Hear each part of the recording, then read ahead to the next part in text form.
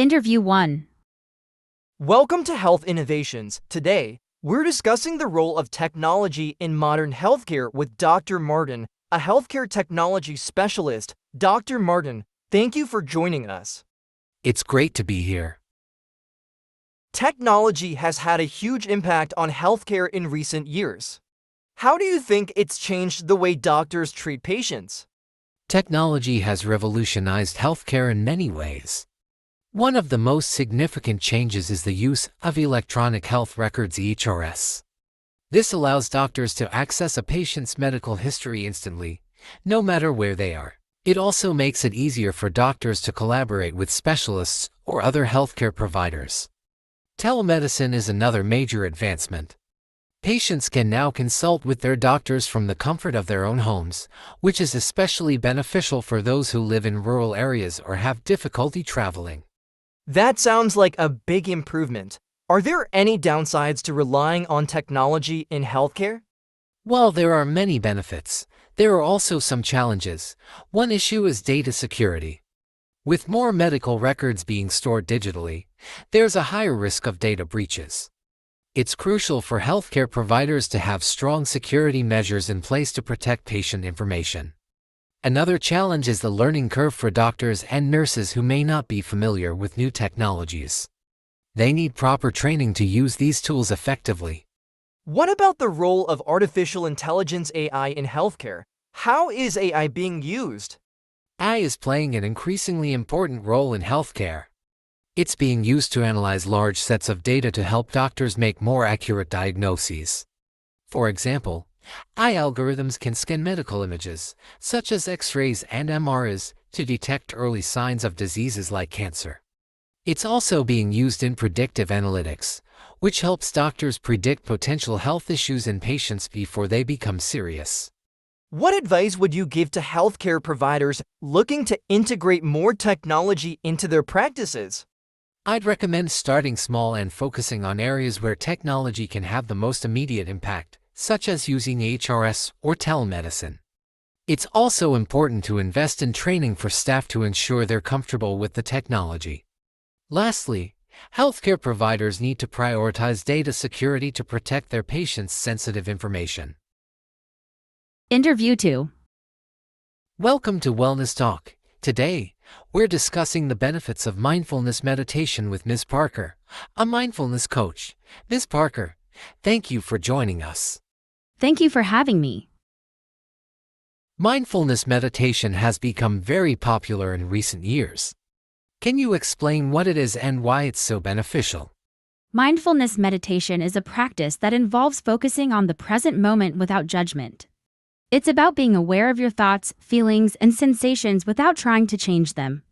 This practice has been shown to have numerous benefits for both mental and physical health.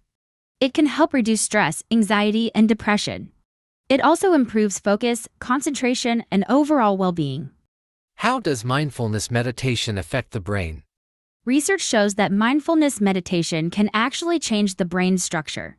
It increases the thickness of the prefrontal cortex, which is the part of the brain responsible for decision-making and attention.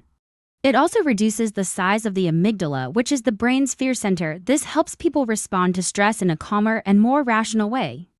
That's fascinating. How long does it take to see the benefits of mindfulness meditation? The good news is that even a few minutes of mindfulness practice each day can make a difference. Most studies suggest that practicing mindfulness for about 20 minutes a day for 8 weeks can lead to noticeable improvements in mental health. However, the key is consistency. The more regularly you practice, the more benefits you'll experience. What advice would you give to someone who is new to mindfulness meditation? I'd recommend starting with short sessions, maybe just 5 or 10 minutes a day. It's important to find a quiet space where you won't be disturbed. You don't need any special equipment, just sit comfortably and focus on your breath. If your mind wanders, gently bring it back to your breathing. Over time, you can gradually increase the length of your sessions. Interview 3. Welcome to Eco Trends. Today, we're discussing the challenges of sustainable fashion with Emily, a sustainable fashion designer. Emily, thank you for joining us. It's great to be here. Sustainable fashion is becoming more popular, but it's not without its challenges. What are some of the biggest challenges facing sustainable fashion designers? One of the biggest challenges is the cost. Sustainable materials and ethical production practices are often more expensive than traditional methods. This makes it difficult for designers to offer affordable products while maintaining their sustainability goals. Another challenge is consumer demand. While more people are becoming aware of the importance of sustainability, there's still a large portion of the population that prioritizes price and convenience over eco-friendly options. That's a good point. How do you balance sustainability with affordability? It's definitely a balancing act. We try to find ways to reduce costs without compromising on our sustainability standards. For example, we use recycled materials wherever possible and partner with manufacturers who follow ethical labor practices.